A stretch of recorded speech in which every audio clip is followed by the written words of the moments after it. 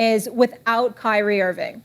Oh, it's still pretty high, right? When you have Kevin Durant and James Harden on your team, you're doing pretty well. And the Vegas odds still have them near the tippy top. The challenge for them is going to be whether or not they can push aside all this drama, right? That I know Stephen A has touched on a whole bunch. If they can push all of that aside and focus. Kevin Durant has told me he is coming into this season with unfinished business to avenge. And Kendrick Perkins said from being in that locker room, when Kevin Durant says something like that, that's when he plays like an MVP. So the Nets, they still have a pretty good chance here, but the Bucks, they may have a little something to say about that. Interesting. I totally agree with you. I've got them winning the championship even without Kyrie Irving, to be quite honest with you. Yes, I do. But I will say this. If there's one thing everybody needs to watch out for, I don't believe that Kyrie Irving is going to sit out for the whole season. I think that ultimately Kyrie Irving is going to come back. He can sit up there and stick out his chest and blow V8 and talk all he wants to. There's $35 million on the table. He ain't passing that up. I don't believe it for 1 second. Eventually, he will come back.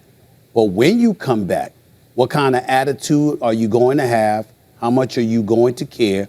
And how much are you going to be able to shove aside everything to just ball and not be any kind of distraction? Because his mere presence alone is going to invite distraction, because he's going to be incredibly annoyed because the media is going to be asking them about that stuff all year because of the kind of noise he's created. See, I think Stephen A. and Malika, one thing for the Nets is they can push that noise aside until it happens. When he starts to make a decision on whether or not he's coming back, because he's on the sideline right now and they're pushing forward.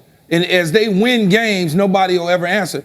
If they get into a bad run, Malika, where all of a sudden you look up and they're losing 3 of 5 or losing 2 or 3 in a row, then the conversation will come up. What if you had Kyrie? Would it be this way? As long as they're winning, I think people will kind of push that Kyrie stuff aside until such due time that he decides he wants to come back. Yeah. All right, Malik, let me ask you this. Giannis got a jumper. Should the Bucks be the favorites?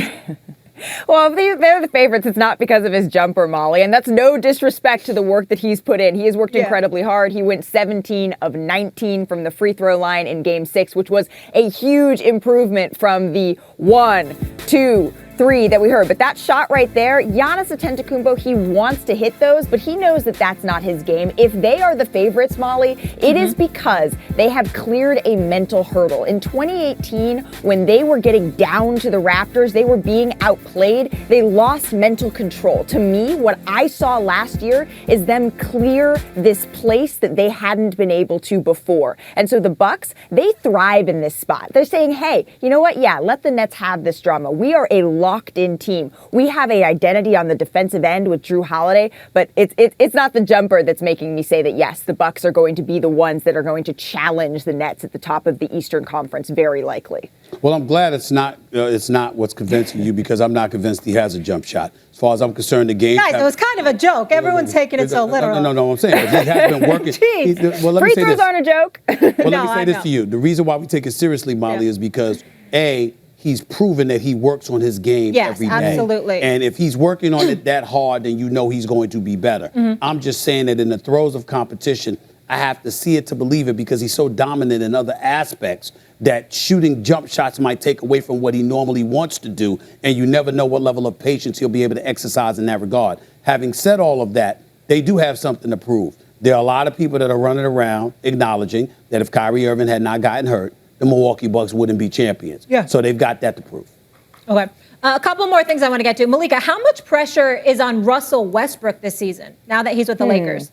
You know, I don't think that it's all on Russell Westbrook. And yes, I know there are the discussions that are going around of, okay, how much does he need the ball? What about his three-point shooting? Is that going to create enough space for LeBron? But I'm looking at Anthony Davis here. He missed 30 games after hurting his Achilles in mid-February, but they were 15-5 in games where AD scored 25 or more points. And they were 23-13 in the regular season when he played. And without him, they were 19-17, which is the same win percentage as the number 9 Grizzlies. So when I look back to when they won the championship in the bubble, and that was a tough championship to win for a variety of different reasons, it was Anthony Davis who people were looking around and saying, whoa, is he going to be the finals MVP instead of LeBron James? And so he knows, and he knows that he needs to go into this season and have that sort of play. Russell Westbrook, they brought in to take some minutes off of LeBron. It's going to be interesting to watch him, but I'm looking at Anthony Davis as the person who potentially has more pressure on him.